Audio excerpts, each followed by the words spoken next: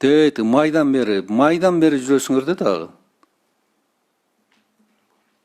Биздин мамлекеттик органдар мындай кат жазып туруп ыргытып коесуңар болду анан эмне кылсаңар ошо кылгыла деп.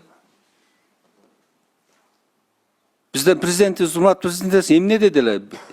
Инвесторлор биздин артыбыздан жүгөрбөй, биз инвесторлордун артынан жүгүрүшүбүз керек деп. Дагы жол көңүлүңүздөрдү бурам. Ортобу, чаканбы, чоң ишканабы, инвесторбу көлөмүнө карабай жагдайларды түзүп беришибиз керек. Жерди мына чечип атабыз, батыраак чечкиле. Трансформация кылыш керекпи? Тете ким? Могу ким 3-чү ряд, 2-чи кабат күлүп аткан? Айтматов. Аким. Сиз эме тойго келдиңизби?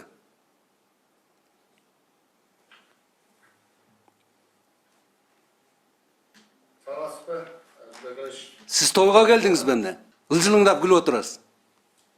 Экономикабызда 9-10% кармаш үчүн бизге азыр инвестиция керек, абдан көп инвестиция керек.